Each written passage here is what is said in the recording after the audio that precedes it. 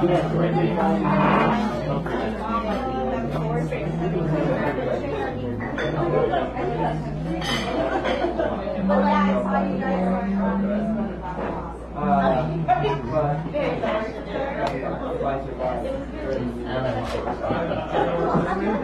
right, ladies and gentlemen, we are returning to the scene of the crime. If you kindly take your seats, or actually take your seats and put them sideways, as my mom used to say. I don't know. Does that make any sense to anybody out there? We have, I'm going to read the first three people that are coming up after the open. And as the open, we have Alice, then Nancy, Jackie, the Clyde Always Show, Hal, Philip, who has actually departed, so we can skip him. Alyssa, Michelle, Lulu, Chris, Marco Hops, Mia, and then Buford, who is having the last word, the very last word. All right, so let me step on over here. Is that thing beeping again? You've got it so you can't hear. For God's sakes, alive! Hi, alive, ladies and gentlemen. Alice, give her a nice round of applause, please. Alice O'Neill, back with us. Wait, we're not done yet. Thank you. Sometimes I play small shows at local bars or cafes. Sometimes they pay, but mostly I go to open mics. You usually only come with free drinks if you've been booked, but open mics are more likely to yield contacts. Those are art shows. Last night I played at the local bar down the street, where over the years I've virtually been in fights, puked outside with composure, seen all of my high school exes, and have suffered dozens of hours of hearing the same 30 tracks of classic rock and hair metal, which has the eerie effect of making one feel like they've never left, and trapping them into deranged, never-ending adolescent dream. Nobody listened to my set, which was only slightly less than I expected, but the bar was full, and some guy I have a restraining order against slipped me a paid drink poker chip. By the time I was done, which was about in the middle of my set, after some heavy swearing and insults to the crowd, the free drink tab for the musicians that night had been maxed out. So I packed up the equipment, got paid, and obligatorily chattered with some strangers I met once or twice a decade ago, then got the fuck out. Outside, I ran out of cigarettes and contemplated my work. A fellow musician asked why I couldn't project. Was it my lungs? The PA was almost maxed out. I told her that it must be, even though the truth is, my tone is intentional and is just the way I like to sing.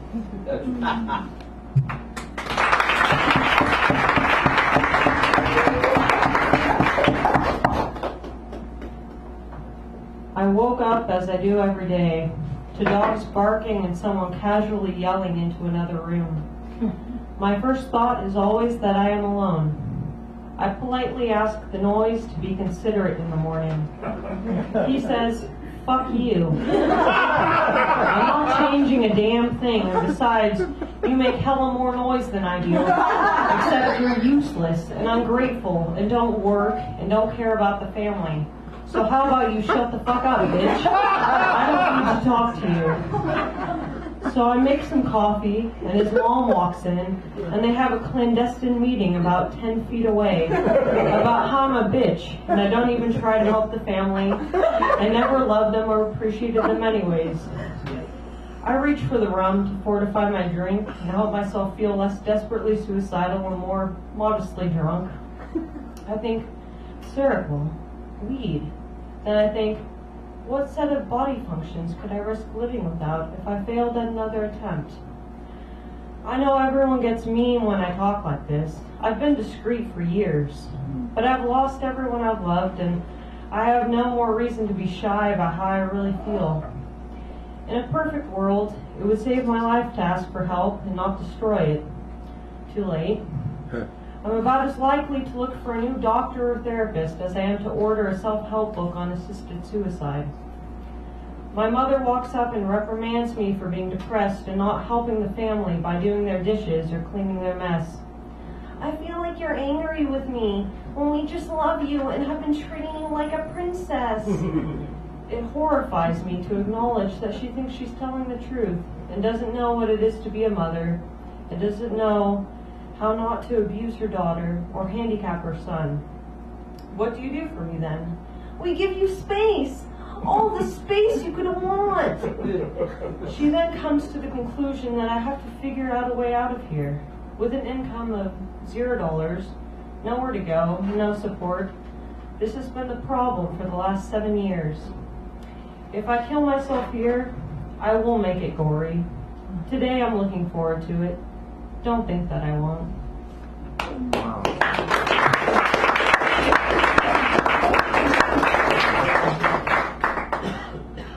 Waking up is the hardest part. You can't remember your dreams, but the sickening, aching feeling remains. Your body's sore from fighting itself all night. Your eyes are dry, your jaw feels broken, and the first thing you'll have to tell yourself is not to engage with your thoughts. Here they come. Brace it. Drugs. Where are your drugs? Take a few pills and a couple of hits. We're gonna get you through this. We're gonna propel you through the day with the fallacy of wasting time. But as soon as you submit to wasting some time, the day begins to get better. It's still painfully bright, but you're a little high, and Dvorak's sure sounds nice, and you're beginning to slow down and block out some of the constant yelling. You're finding refuge in the silence between your thoughts, escaping yourself and everything else too. It's a brief relief, but it won't last, and eventually you'll have to go to sleep again and wake up again. You keep securing this for yourself. Thank you. Allison Neal, ladies and gentlemen.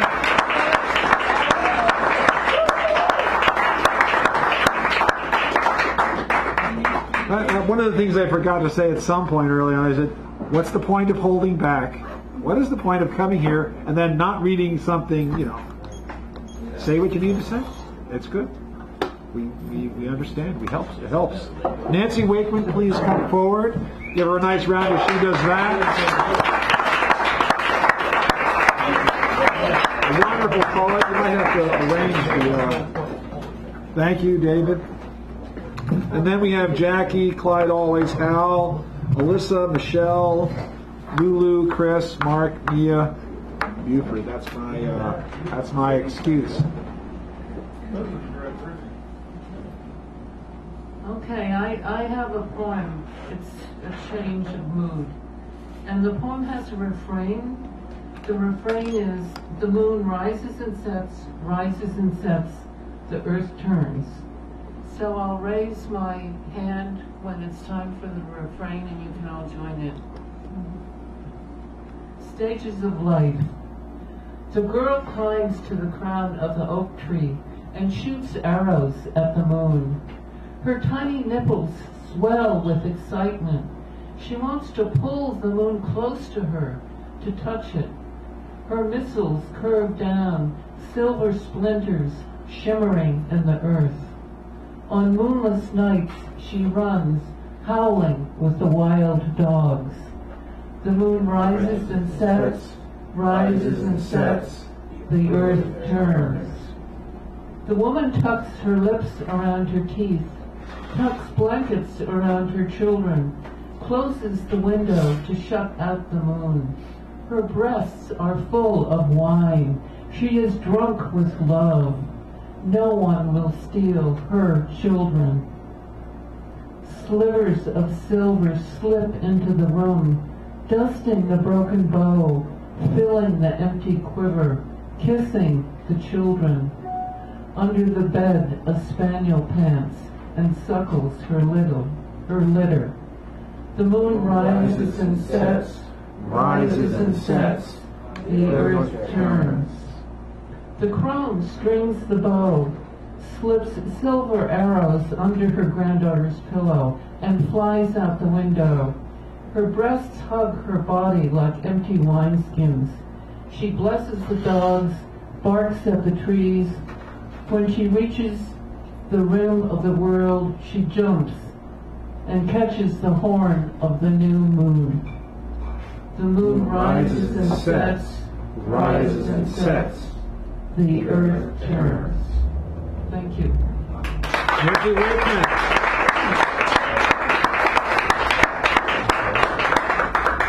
Now this next person, I'm not sure if this is their first time here or not. I'm not know. Last name Kajisa.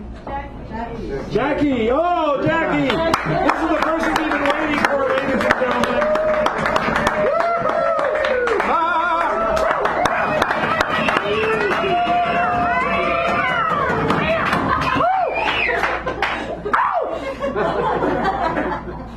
Okay, this is called Under Construction. The choice between right and wrong is never easy. The paths are not labeled as clearly as street signs, and there are absolutely no bright lights to clear your vision on the way to whatever lays ahead.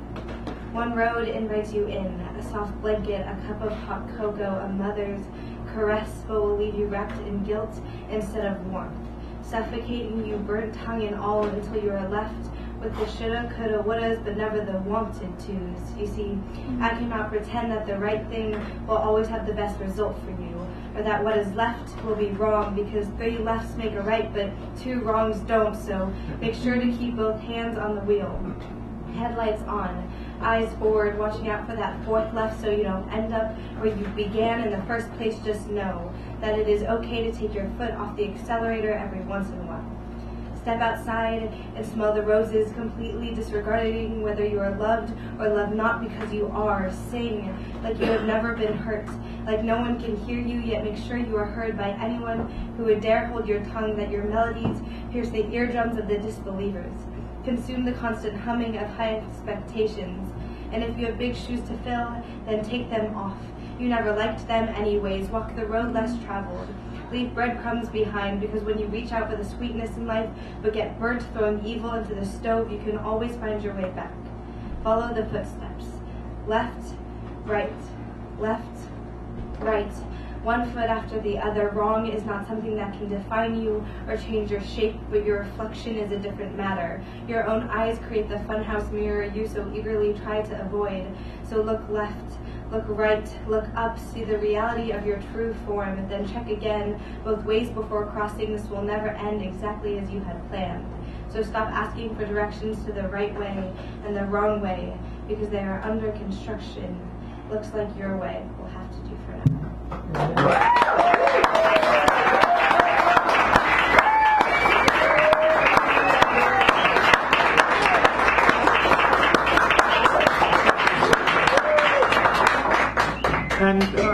And she brought a crew with her. Give her applause for the crew.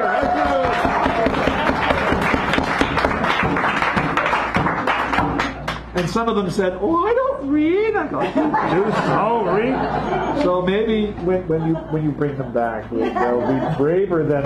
See, did that look hard? Yes. Well, here's someone that'll ease your mind. Clyde Always and the Clyde Always Show.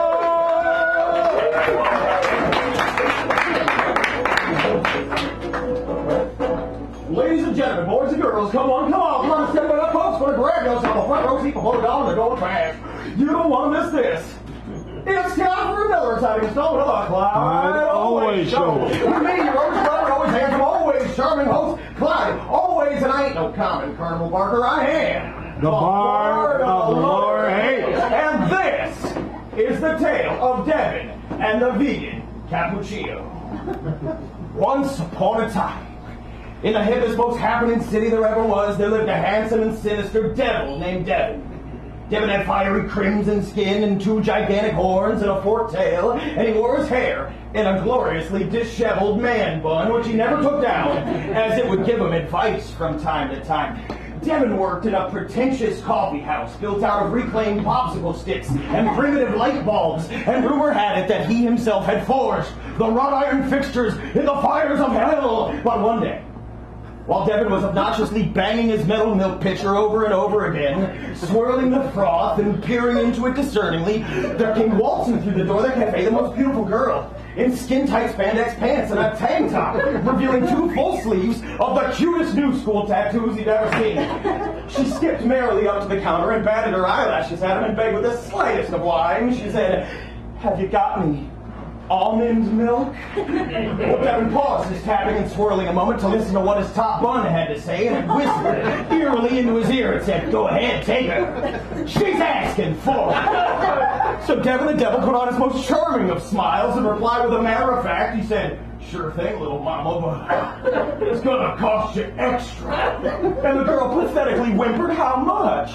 And Devin barked back, "Nothing really, sweetheart, just your soul." Then suddenly, from the depths of the milk pitcher came the sickening sounds of the screams of the damned.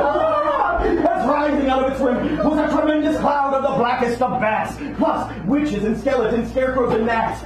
Not to mention animated instruments of torture, and a whole parade of evil clowns. The poor girl screamed as the entire cafe around her morphed and melted into a sizzling lake of fire, and she found herself stranded on an island with nowhere to run, while leering right into her face was Devin the Devil and his devious bun.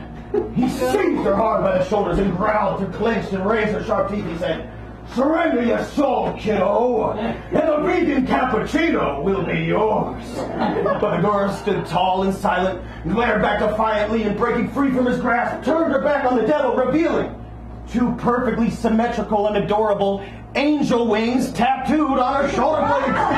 And from the ink sprayed forth the brightest of white lights and a hail of feathers in heaven song. The top one hissed like a pile of snakes as Devin tried desperately to shield his eyes, and the girl took flight, transforming all the hideous horrors of the underworld into puppies and kitties and newborn lambs, and replaced the lake of lava with a puddle of strawberry non-dairy frozen dessert. Devin writhed, then he thrashed, then as the angel descended on top of him and withdrew from her purse a pair of sparkling scissors, and cut the bun from the top of his head, and cast it into the milk pitcher, and steamed the demonic locks into oblivion. Then Devin, feeling charitable, stood and dusted himself off, prepared for the girl a most silky and elegant vegan organic fair trade cappuccino, and presented it to her free of charge, and asked her just ever so delicately, he said, "Hey, you want to go out sometime?" And the girl barked back as she walked out the door, "Go to hell, cue ball!" Thanks for listening, everybody. Tune in next time.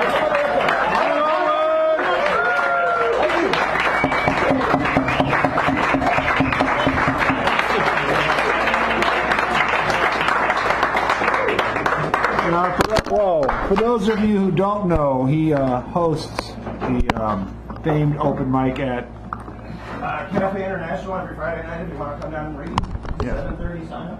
Yeah. Flyers are over here. There are flyers over there. Thank you, Marka Harps.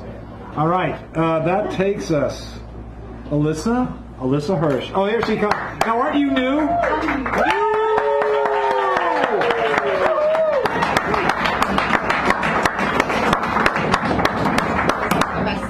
Yeah. Oh, yes, it's okay. I just, as long as I can find you on here and frame you perfectly so that your dulcet tones and beauty shall shine transcendently upon the world of ours. I'm done. I know. I just go on. Okay, so this poem is about an adventure I took with my friend at our college in Iowa, and now she's on an adventure in China, and I'm on an adventure in San Francisco, and she gave me this scarf. The poem is called, well, this is part of the poem, it's really long, so I'll just read as much as I can. But it's called Lovely Day by Vic Mensa. Hey, Dan. I know. This thing. I know. Sorry about that. I'm sorry.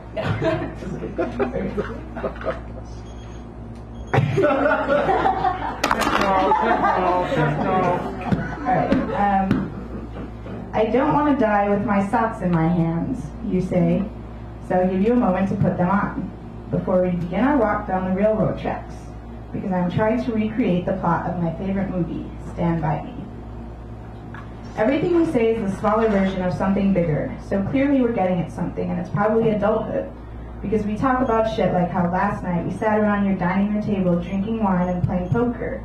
And when the fuck did we decide we were going to drink wine and play poker? Do we even want to? Or is it by some force of nature? Or did our internal clocks suddenly produce the desire? We walked past the Bear, our college's athletic facility where we used to get off the bus together before you quit the basketball team. Now we are going to find some hills to sit on. When we get to the golf course, I frolic around freely before you tell me that maybe I shouldn't just walk all up in the middle of the fairway. Oh, I forgot this was a golf course, I say. Yes, this is a golf course, you say. Alex Clemens is a person, Alyssa. I laugh because Alex Clemens is a bench player on my used-to-be-our basketball team, who is also on the golf team, and was your roommate the year before I arrived into your life.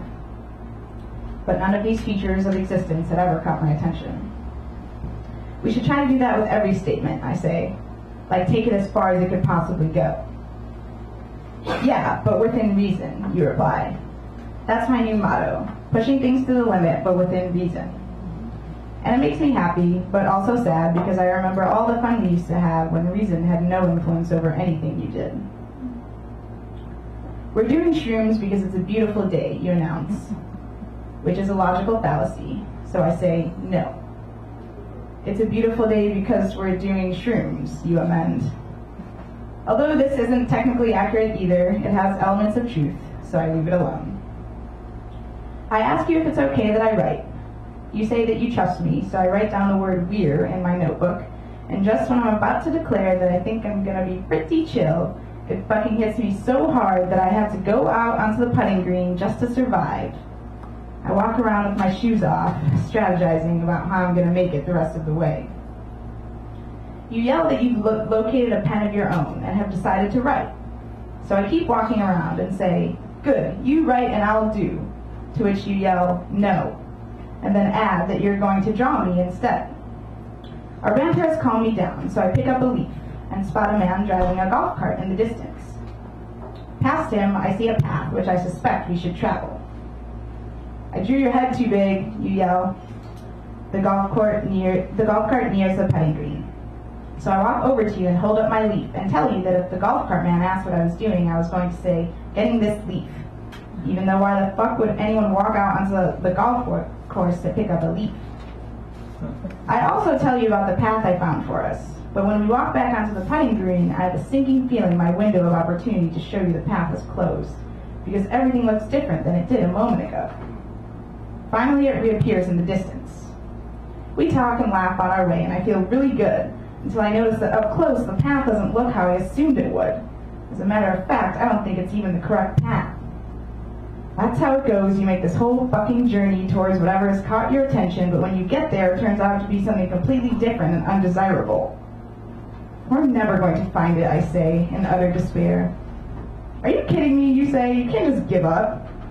We laugh about how ridiculously fatalistic I've become in the past 15 seconds. Your phone rings. "Who would you take a call from right now?" I ask. "Oh, that's a good game," you say.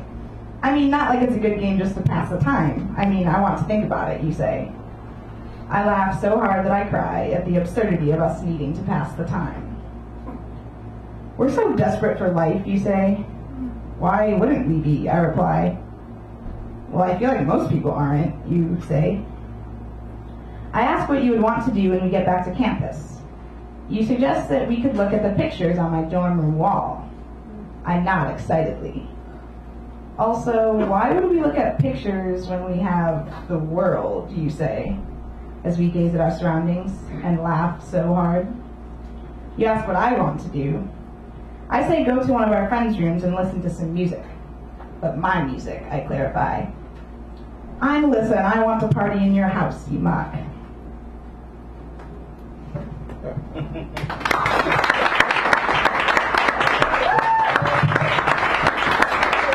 Real live world here.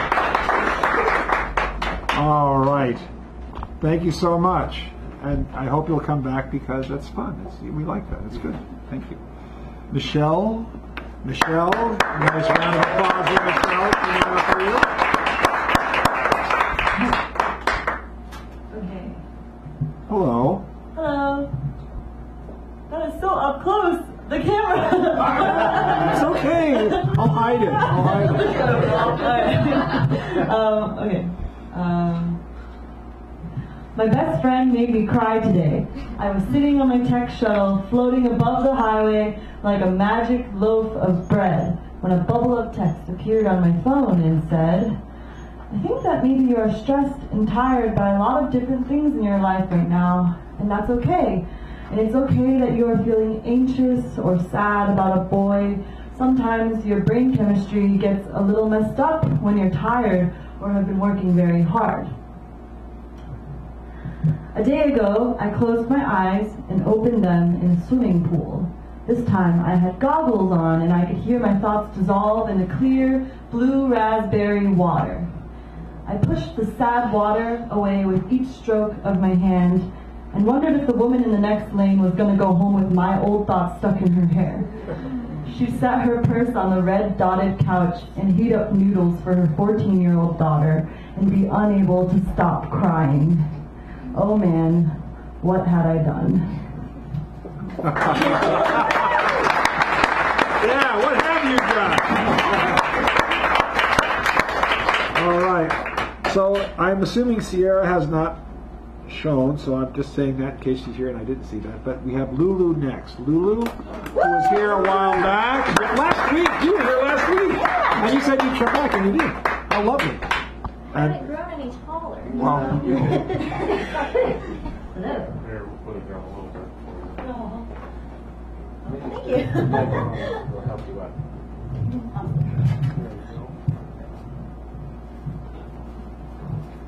there we go. Okay, so I have a couple. Okay, this one is called Someone I Met. Stumbling home after a walk that never happened, I look into the mirror, and there's a punch under each eye. Hastily, I had ordered one drink after another, the sweet taste slipping past my tongue and into my brain. Behind my lidded eyes, it hid as I checked out at Walgreens at 4 p.m. on a Tuesday. In my cotton mouth, it had rested comfortably, leaving my jaw slack, and I sang to it and laughed with it, holding its glowing mass in my tight cheeks. It wrapped my body in undulating fever with its warm embrace one moment and a choking, hollow mist the next. Somewhere along the path home, I had made it back to the place I slept at night, only to remember that I had made that trek in solitude.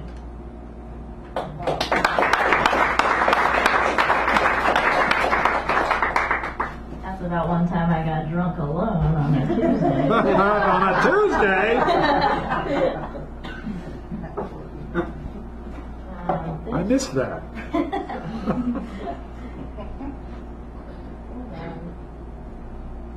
gosh. Okay. This one's called I Missed the Caltrain Again. It's really short.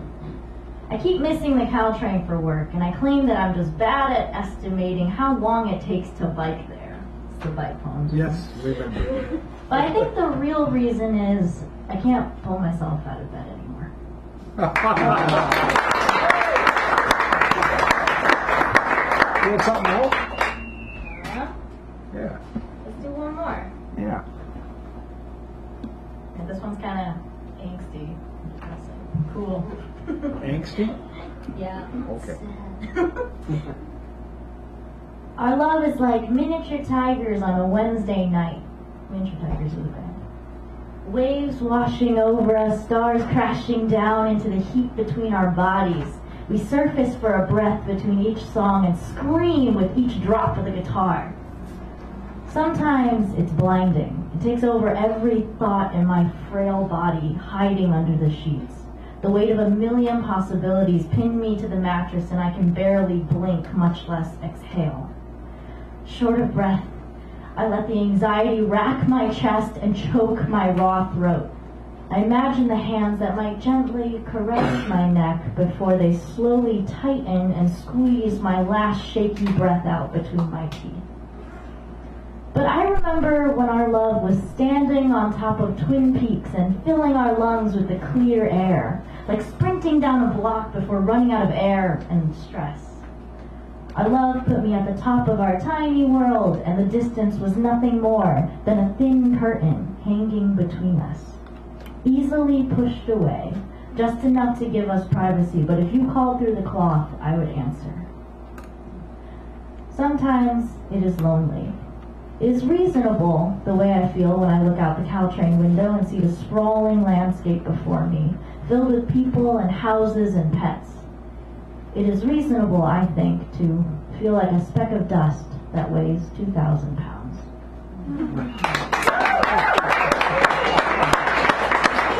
Thank you, Lulu.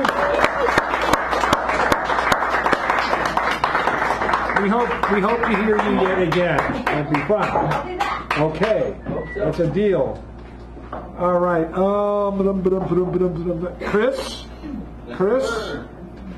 have Chris come up here, please. Give him a nice round. I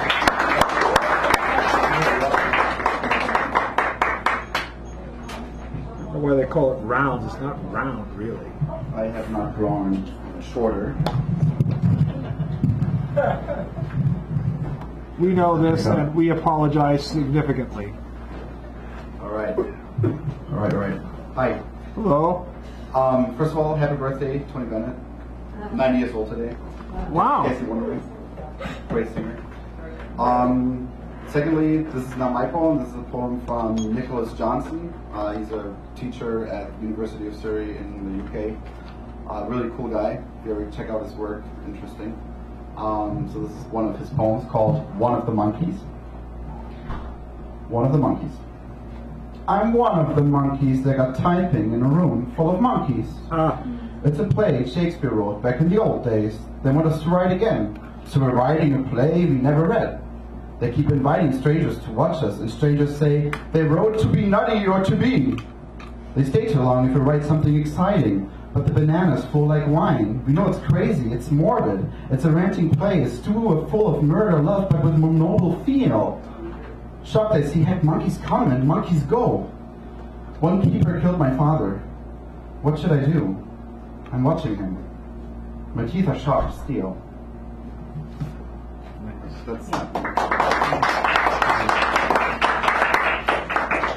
And this is my own work, called Dancing in the Moonlight. Fear not, my children, when you rise out of bed. Your tongue still tastes like sunlight, sharp and warm spilling out of the skin and ready to touch the sky. Was it not the sun who gave you its present glow when you leaped into the night? Tiptoeing over clouds made out of silk and barely touched the heavens. You did not even flinch to enjoy the landscape and the mountain peeking through the veil.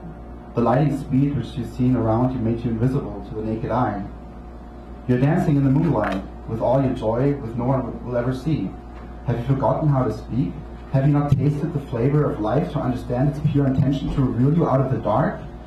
It's our blindness which makes you invisible. Tell me what keeps you locked away from us that we can't remember your last touch. No, I don't pretend to know where you came from, if it's just a memory from another life playing in my head and splitting my heart in two. Things seem never clear the next day, but when the cold water hits my face and the image of the fog explodes into my skull and it lights up like a firework for a second only, but to be enjoyed in the moment and then lost forever. Maybe children, you live in a different life than me, but yet have to be carved into my soul. But every night when I close my eyes and I see that I don't see, it makes it clear to me that this cannot be just the only universe to be revealed. Please just keep on dancing in the moonlight, and one day we shall meet, touching the heavens together, sitting on the clouds of silk, and look in the mountains in the veil. Is it not what we can't see which makes us dream? Thank you. Chris, put the name of the guy on the stuff. Don't do it here, but yeah, thanks. All right, and now let me just read that we have 3 more individuals that I know of. 452,643 individuals that I do not know of before the end of the evening. The stark, the reminiscent, the full-bodied, the long-shanked, Mark O'Harps, where are you? Mark O'Harps, full-bodied. Then we got Mia and Buford with the last word. I used to call them Longshanks. No, my vain glory. See, now that makes me choose the first one I'm going to read. See how you are, Dan? What? You must be psychic. Am I talking to you? Huh? Am I talking to you? What do you want for nothing, Dan? I'm going to put this right where that camera is, and I'm going to ask you to turn that one off. See how I am? No, put it What on kind of this. guy? What the hell? No, Who the hell do I think I am, anyway? that's what I'd like to know. Well, Can I buy back listen, my I ask introduction to questions. you? I'm not the answer man. Just because my last name I'm starting the clock right now. If I don't do it now, I'll never do it. I'll forget about it, you know. Hey, what's... I'm not going to... See, this is what he does. And then my time's up and I get the hell out. That's how he is. He's nearly as... I ham what I am, and that's all that I am. Okay, 75 years. 75 years. Avacha turned 75 just a few weeks ago. Joan Baez turned 75 this year. Yeah, I'm not going to promote her. What'd she ever do for me? More than I can say. Paul Simon turned 75 this year. They sang a duet at her birthday party in a theater in New York. It's on public TV. Look it up in your, whatever you look it up in. Funkin' Wagner. And correct me if you know the correct answer. Shit, that fuck up, you know. KALW or KPFA turned 75 this year. Yes. And tomorrow night there's a concert. Probably $75, you know. Why wouldn't it be? $753.42. They're non-profit, right? And I'll say no more about that unless I've never played on there ever, as if I ever will be. You get 150 glasses there, bro, for reading? These are the 100s. 100. They might be 125s. They're not mine. 25. How about 25? I'll give you $1 for them. You better start. Reminds me of me. I already did start. I've been doing a lot of stuff up here. I haven't worked up a sweat yet, but what do you want for nothing? I keep saying. Eggs in my beer. That's You know what I who want. said that and what movie it was in? Legs Diamond Nobody Takes the knows. City. And nobody gives a fire. MGM 1943. It was Elwood in First Blues Brothers movie. What did that act? Before they did Double Biscuit. You know what a wish sandwich is, don't you, Danny boy? A what? A wish sandwich. I wish I had one. That's when you got 2 pieces of bread and you wish you had some meat. That's that. That's not. Why can't you ever starve to death in a desert? Because of all the sandwiches there. Sandwiches are there. Okay. I thought you were going to do that one. Blue Midnight on I'm it, stopping. so I'm going to play it on it. All right, even go. though it's not even round midnight.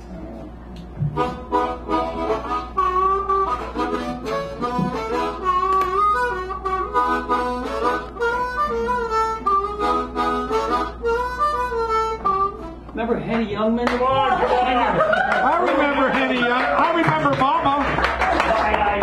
Remember Henny Youngman? He couldn't play the violin. No, that was what's his Henny name? Youngman couldn't play the violin, but he could. But he acted did. like he couldn't. Shit, the fuck up. This is my time. You said I was.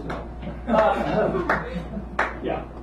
Where was I before I so rudely interrupted myself? I said, Henny Youngman, he had a lot of one-liners. Take my wife, please. I forgot the hell. I was going to say something real comical. Okay, I'm going to tell one of my own jokes, even though that thing is on. That's on, right? I asked you to turn it off, and you didn't turn the camera, not this camera. Oh, this one? Not my camera, which isn't on. I asked you to turn it off. Oh, I didn't know you really meant that. Oh, you're right, see? Okay. I know, Hold on a Mr. second. Natural will pay you later. Okay.